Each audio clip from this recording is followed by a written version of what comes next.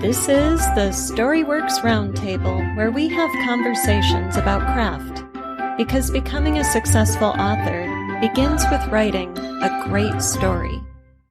Hello and welcome to this week's Storyworks Roundtable. Kathryn and I are joined today by Leeland Artra. Leeland is a Navy-trained computer engineer working to become a full-time writer in the Emerald City, that's Seattle, Washington, with his idea-inspiring family. Currently, he spends weekdays working as a code janitor, that's his term for software engineering, reading too many fiction books, helping his son, making tea for his wife, and trying to avoid Netflix and Hulu. You can find Leeland at lartra.com. All right, Leeland, we are glad to have you with us at the round table. Yay! And jazz hands. Okay. Jazz hands. All right. So, yeah, little treat for everybody watching on YouTube instead of listening to the podcast, right? Gotcha. All right, just a bunch of writing nerds doing jazz hands. Right? Totally. Yep. I don't think we were syncopated though at all. I think it was all kind of. No. It was more like the wave. Jazz hands. All right. There's our still for the newsletter. Right? Yeah. Check that one out. Yep. Oh goodness, a little slap happy too. We are talking about steampunk. So Leeland is joining us as our genre expert this week. Hooray! All right, Leeland, I'm going to throw it right to you. Oh my God! Don't. Yeah, define the genre for us. Steampunk. Go. So steampunk is essentially Jules Verne. Jules Verne, H.G. Wells. It's Victorian science fiction. Mm-hmm. That's like the most generally accepted term. It's kind of exploded into a lot of subgenres. There's a lot of spinning around. I actually have a 3,000-page encyclopedia of steampunk at home, which has all of the authors. It tells about who wrote which works at what time, and you can look. So I bought that because I was actually trying to look for. Sometimes some people tell me when they're reading my stories, they're like, "Well, this is a really great story, but I didn't really get the steampunk feel from it." And I'm like, well, there's steam, and there's engines, and there's fantastic machines and dirigibles. What more do you want? Yes, if there's a dirigible, it must be steampunk. I want a top hat with smoking cigars, and I mean, okay, fuzzy coats. I mean, what do I need? Mm-hmm. And also there's the whole steampunk thing where like people have like gears as jewelry and stuff like that. Right. So really, it's kind of different things to different people. Mm-hmm. But I mean, I think you could probably just wrap it down and say steampunk. It's like steampunk is essentially a story in which you have some type of science that is using steam engines pushed to an extreme. Mm-hmm. There's almost always one or two magical elements. Like I've read some really excellent steampunk stories where everything is like the real world. Everything was the same except for the fact that one scientist in the Victorian era's experiment about gravity actually worked. So using that gravity engine, they were able to generate these flying machines using steam, and the Victorian Empire took over the world. Right? Yes. Right. Yeah. So it's a kind of science fiction where nobody is looking at the science to be very scientific, because we're in this other world where science to be almost real. Right. Mm-hmm. Almost real. It's like in the Golden Compass, you've got the flying airship, but then you also have witches and talking polar bears and, those other sort of magical elements. So you mentioned the Victorian thing along with the, gears and cogs and steam engines. Must we always have the Victorian fashion? Must we always have corsets and heeled boots and fancy hats for it to be steampunk, or can you separate those out? Okay. I mean, I really, I've been told yes. There are some, unfortunately I can't remember the names at the moment. There are a few, and I do mean a few, books that are really hardcore steampunk. You can tell they're steampunk. They have that feel, but they're based in. One of them is based in a South American culture, and the other one is in India. Okay. But in India that was not conquered by Great Britain, so it's a very Indian cultural thing. So you can do that, but again, all the elements are generally there. There's the golden frocks. There's the fancy jewelry. There's going to be some type of, if you're not smoking a cigar or a pipe, you're smoking from one of those. I can't remember.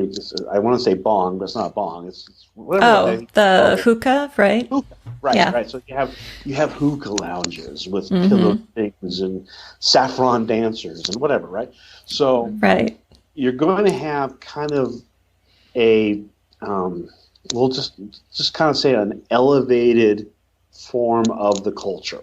So you take the culture, elevate it up, and give it this kind of sparkly, almost kind of like idealized fantasy realm-ish feel. Right. When I read steampunk novels, I think it's attitude. It's tone and attitude. Like the characters convey a certain attitude, the atmosphere conveys a certain attitude that's kind of almost wryly sarcastic about itself in its alternate history version.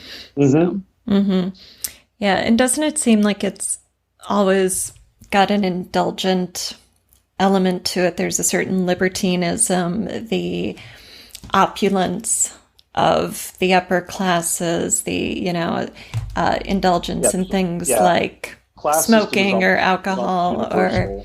There's the lowly, there's the mercenary types, the dirty, grungy mercenary types. There's usually the very protocol-driven soldier. The archetypes. There's a specific set of archetypes, and I think those will translate. You translate them with the window dressing, right? But they will translate into almost every human-based culture. So what are those archetypes? Can you give us a few of the key ones?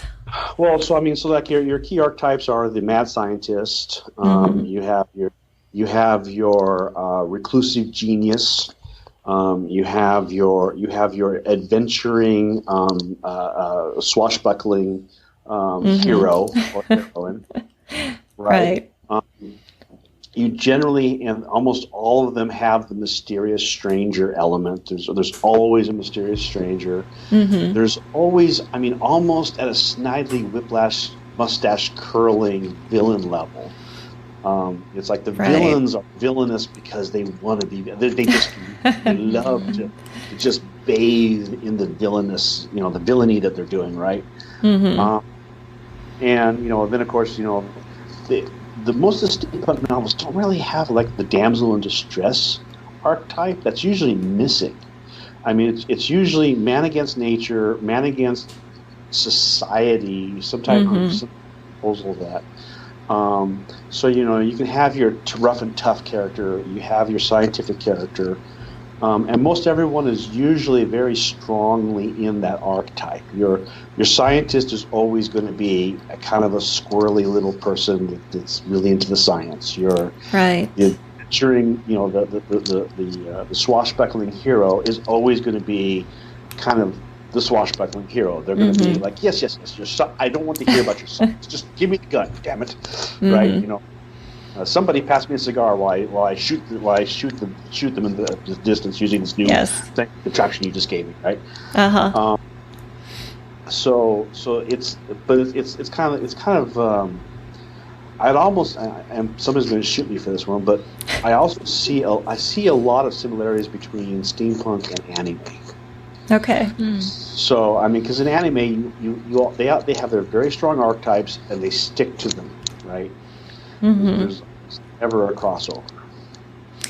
Interesting. Now, if you don't have a princess in a tower to rescue, who or what is the goal in these archetypal stories? What sort of plot goal are we looking for if it's not rescue the princess? Is it more global adventure, around the world in 80 days kind of thing with our swashbuckler and scientists teaming up in a dirigible to set off, or? Oh, sure. It's interestingly enough, most of the Victorian fiction generally centers around improving the world or making a discovery. Mm-hmm. Mm-hmm. So it's I'm rebelling against society, Captain Nemo, because society is evil incarnate, and I'm going to build a better world and live in it. Mm-hmm. It's also the time machine. It's like I want to find a way to defeat time. Or you have your Frankenstein novel, which is I'm trying to master life. Right. In the process, I make a mistake, and of course, you have the monster goes slightly askew because something goes wrong because you cannot master life. Mm-hmm. That's you, but the theme is almost always where the hero or the group of heroes for the story come away with some new understanding, some moral revelation that kind of echoes the Victorian meme, really. Mm-hmm. Down to, which is essentially you are stand tough, stiff upper lip, move forward, be strong. Right. Don't succumb to just accepting reality. You must persevere. Mm-hmm. Right. Mm-hmm. Be the best that you can be. Right. Join the army. So that's usually the theme. Yeah. Why do you think steampunk? Do you know when it first emerged? I mean, obviously we have the Victorian literature, the Victorian science fiction, but then when did steampunk first emerge as an actual genre? And why do you think there is this fascination with a renewal of those Victorian themes and those Victorian ideals? Well, actually, in my encyclopedia at home that I can't actually reference, it actually has an answer to that question. Oh, good. but the truth is I think what's interesting is what a lot of people don't really see is that the Victorian science fiction was actually really just the introduction of the concept of science fiction. Mm-hmm. Right. Right. 20,000 Leagues Under the Sea is literally a hard. If it was published today or similar novels published today, it would be classified as hard science fiction. Mm-hmm. A fiction that is based solely on the science and being extremely accurate. Because if you read 20,000 Leagues Under the Sea as an adult, you don't gloss over the massive lists of crustaceans, the huge array of new science information that wasn't generally available to the public at that time, but it's entirely based on real, legitimate discoveries in science. Right. And the concept of the novelist just had a nuclear reactor. I mean, in the actual 20,000 Leagues Under the Sea, what he mastered was nuclear reaction, which they knew about, but they didn't understand how to control it. So he was just saying, well, if someone actually mastered nuclear power, they could build this type of vessel. Well, guess what? You've got nuclear submarines that are able to submerge for 6 months at a time. Right? Yeah. So it wasn't that it was fantasy. There was no magic involved in it. It was hardcore science. The time machine was also hardcore science, but it had no magic. It had no special superpowers, but it was kind of it was speculating on what would happen if we could break the time barrier. Right. Because in the Victorian times, I mean, if you think about it, in the Victorian times, they had just discovered that people could survive at 35,000 feet. They had hot air balloons that went up that high, and that was a surprise. They built steam trains that could exceed 35 miles an hour, which prior to that, 35 miles an hour was, if you could go faster than 35 miles per hour, humans wouldn't be able to breathe. You would suffocate and die if you exceeded 35 miles per hour. Right? And they were breaking these barriers. right? That was the glory of the time. So for us today, steampunk is, I think it's in many ways it's the same thing. It's like it sparks the imagination because it feels like it could almost be possible. Mm-hmm. It's almost possible, and also it's an idealized society. Hey there, Storyworks writers. Are you working on a book right now? Could you use some guidance or feedback? I have developmental editing and coaching services for every writer, at every stage of their career, at any time in the writing process, from single session coaching to full developmental editing packages. And all packages start with a free sample consultation. You can find descriptions of my offerings at wordessential.com/editing. I help writers write better. Check out my editing and coaching services to see how I can help you. Right. So do we need to have the Victorian element that's sort of going backwards in time to create the romantic, idealized feel around the story? Maybe that's why we need to have steampunk as distinct from other forms of science fiction to get that kind of parallel world, Yeah, I've been told that the true definition of steampunk is the Victorian ideals. Mm-hmm. That's really the genre classification. Whether it's true or not, I don't entirely agree because I have read 3 books which didn't use the Victorian England backdrop. Right. But again, they had the same archetypes and they have the same idealized society in those cultures, which held up similar beliefs. Right. So, Yeah. Well, and don't you think Wild Wild West, that old TV show, was an early steampunk? I mean, it's been so many years since I it's entirely watched that show, but yeah, I'm trying to remember, were there like mechanical men, automatons walking around? Kathryn, do you even know? I do not. I'm sorry. I think there was a remake with Will Smith as the main character, probably 20 years ago, but yeah, that was it was push the science as far as you could. Right, and it was the American Wild West, so while it was the Victorian era, it was removed from the structures of London society. Right, but you had cigar-smoking villains. And steam engine trains. Yeah. You had your 2 heroes who persevered. Yes. And they were athletic. Mm-hmm. They were smart. Mm-hmm. But they depended upon the squirrely-eyed scientists to give them the real inventions. Right. And they were chivalrous. They were always chivalrous as well. They were very chivalrous, right. Yeah, and the remake is even more. I mean, they kind of, with Will Smith, they really pushed that up. I mean, they kind of went over the top a little bit.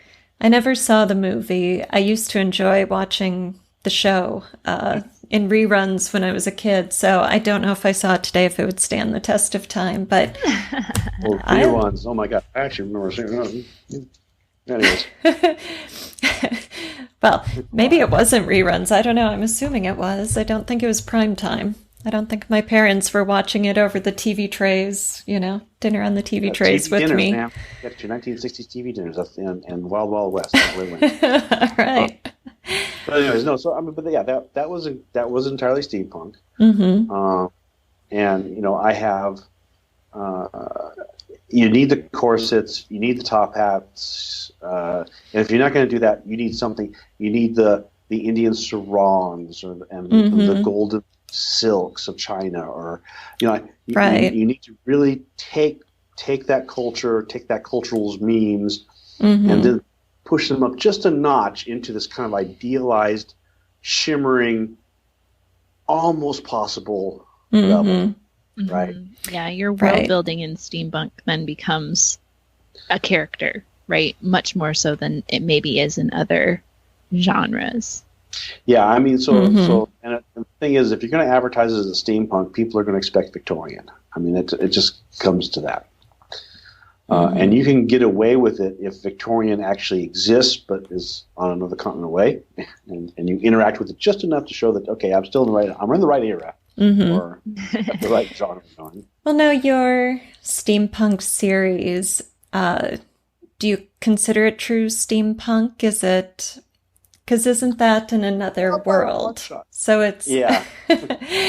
So we aren't getting the Victorian. Based on a Dyson's bubble, which is a artificially constructed facility, and it has actual real dragons, and there is in that world there's actual real magic, but again, the magic conforms to a very strict science.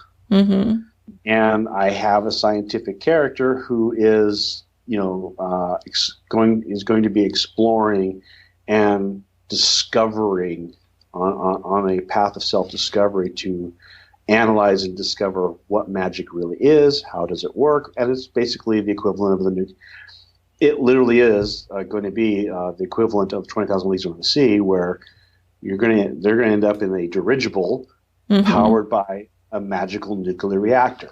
So it's like, if magic existed, you could do this with it.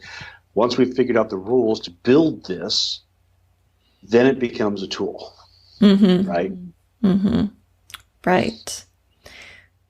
Right.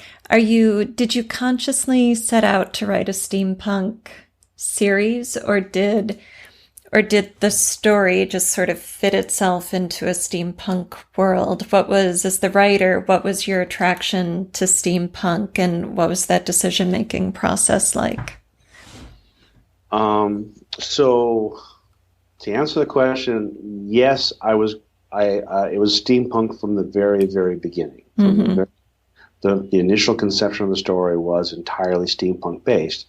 And the reason I wanted to do steampunk was because if I did future fantasy, like a high-tech level, they would have already figured magic out. It wouldn't have been a mystery. Right. If I did one tech level down, there wouldn't be enough scientific background or scientific basis to actually run that gambit. It'd be more one tech level down would basically take it to medieval wizardry level type stuff. So Dungeons and Dragons fantasy. Okay. So my choices, so generally my choices are, either medieval fantasy, and everyone believes it is a superstition and a religion, which is perfectly fine as a genre. Right. Or we're going to discover magic exists because a scientist finally figures out that it's real. Right? Yeah. And that's going to happen at the point when science catches up to the point where it actually there's enough science available to measure or detect the magic, and then harness it before we move on to the advanced society, which would be this, utopian society with flying cars and all the good stuff in life, right? Or whatever they're building. So for me, it was the tipping point from one type to another type. And because I wanted to tie it in and use the rules for magic and the physics and the timeline that I had already established for my fantasy trilogy, it's set in the same universe, so to speak. Right. So there is a direct connection between my fantasy trilogy and this steampunk series. Okay. Right. And that was like I said again, that was on purpose. And because I'm doing this, I actually have the ability to also write a hard science fiction with the same timeline, right? So this is one of many possibilities. So I'm not limited by any of that, and I get to stay in my familiar, friendly role-playing universe. Right. I love when authors do that. I love hearing about all of these connections that you might not be able to see looking at the story from the outside, but we can be very strategic here. All of our plotting and scheming. I mean, like you pointed out, by the way, Alida's if you want to write a detective novel, definitely hire Alida. She misses nothing. Every single minor hint that was out of alignment with the actual world, there was a hint about where the situation was, she called out to me as a mistake. Darn. I'm like, I can't hire anything from you. You keyed into like you're like, well, why do you keep mentioning this? I'm like, because it's a clue. Like a bloodhound. So I am. Why are people attracted to steampunk today? Are there parallels in society at large or in what's happening with scientific discoveries now? Or is it all sort of like a love of the retro and we want to go back to that idealism?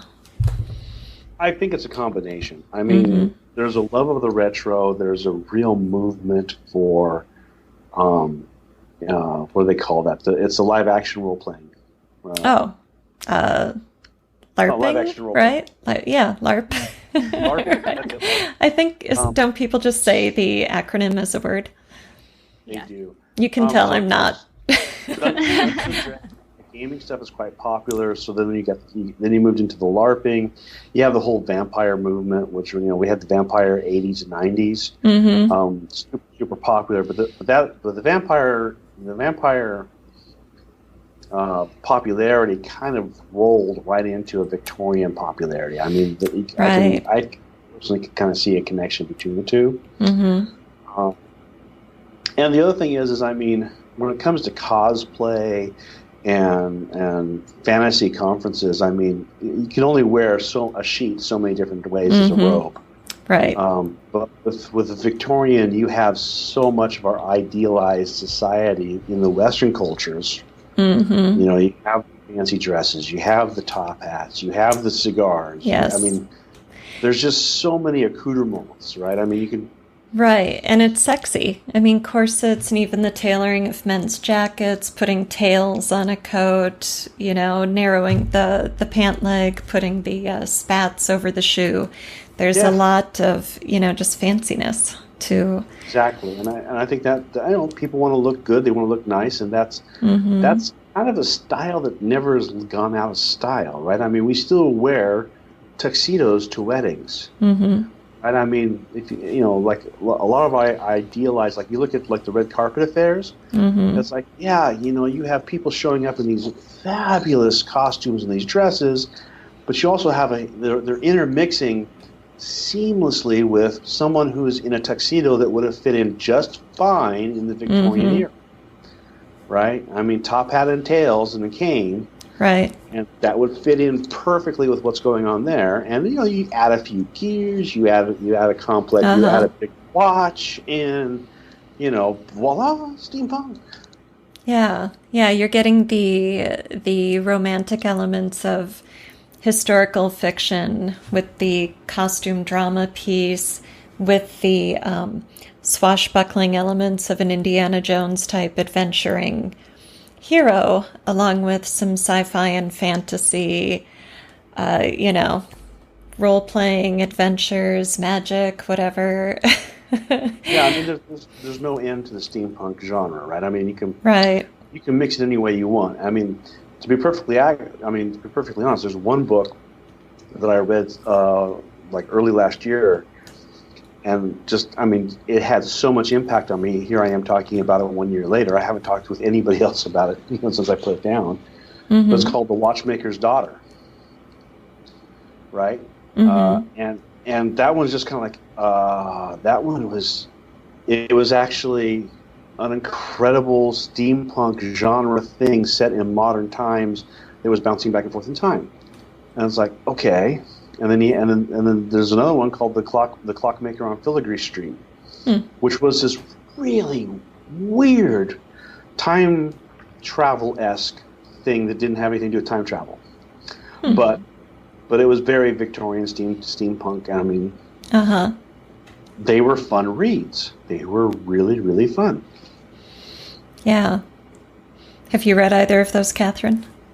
I have not read either of those, but I will every time that I've read it, there you go. Yeah, I'll get them up for the show notes. Every time I've read a steampunk novel, that's the feeling that I come away with. That was really fun. And a lot of times it's, and I want more. I want more. So, yeah, because it's a lot of time a romp, and you just kind of like plow through it, and it's really, really fun. Which is what I'm hoping for. Like I said, I purposely chose this because I'm hoping to actually have enough sales, because I want more. Yeah, exactly. Right. I'm going to write this popular thing, so I don't know if I'm doing it because it's popular or because I want to do it, but I do. So it's there. Well, when you can combine those two into one story journey, that's the best of both worlds.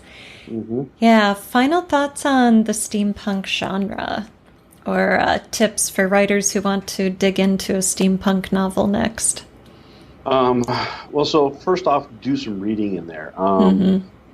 I will pull up my reading list and actually send you links to the ones that I really, really enjoyed. Good. Some of them are quite current. They're all very. I'll make sure they're all a variation of them. Okay, cool. But I think first read it, and then you kind of have to decide. It's like you can't just say, it's a steam car. Right. Something that Alida calls me out on a lot. She's like, I'm not really getting the steampunk feel from this. I'm like, okay, I'm working on it. So there's a lot of, you have to have the language, you have to have the dress, you have to have the look, you have to have the tech, and you also have to have the morality. Right. Okay. I mean, you need all of those elements to come together at a certain level of mixtures. Set the dials a certain way, and you get steampunk. If you don't fire on all those cylinders, you will have either a mystic, a fantasy novel, or you'll have a science fiction novel, right? I mean, yeah, and that's an interesting thing to kind of spotlight as we're wrapping up here, is how many elements of different genres go into making steampunk, and the expectation for each of those elements is that they be present and that they be operating significantly in the story, like the element of manners as well as costume, as well as technology. And so I and to be perfectly honest, I mean, I enjoy reading it when I can. And if you go looking for it, you will find a whole bunch of books that are in the steampunk genre that you're kind of like, oh, you start reading it and it doesn't feel right. And if you can identify why it doesn't feel right, that'll help you identify what is steampunk. Because, I actually do have some ones that I have started reading. I'm just like, oh, this author's just trying. Right. Right. They're trying. Not successfully, and because of that, it's not interesting. Nice. So all those elements and a fast-paced romp. There you go. Yeah. There you go. Then you'll have a steampunk. Yeah. And to be perfectly honest, if you go back and reread 20,000 Leagues Under the Sea now, you'll find out it is not fast-paced by any stretch of the imagination. It is. Right. It's the lists of non-stops, sea life are boring as all. I mean, like, Right. Well, it was probably part travelogue as well. Those were very popular in the day. Gulliver's Travels is a spoof of travelogues, and I started reading it, and I was like, okay, dude, enough. I need to go do something else now. Right, Gulliver's Travels, like those are all good. But I mean, but we do remember these things with great amount of fondness. There's a lot of stuff, and Jules Verne is kind of like the beginner, or the kind of usual one credited with it, right? So it's kind of fun. It's fun to write in for sure. But you do need to have your rules, and you need to not violate your own rules. Excellent. Good advice for any serious genre writer. Don't violate your rules. There you go. All right. Thank you, Leeland. We will link to your website, lartra.com, in the show notes. And Yeah, good luck finishing that Steampunk 85 novella series. Wow. Thank you. Thank you for listening to the Storyworks Roundtable. Find all our shows, show notes, and videos at storyworkspodcast.com.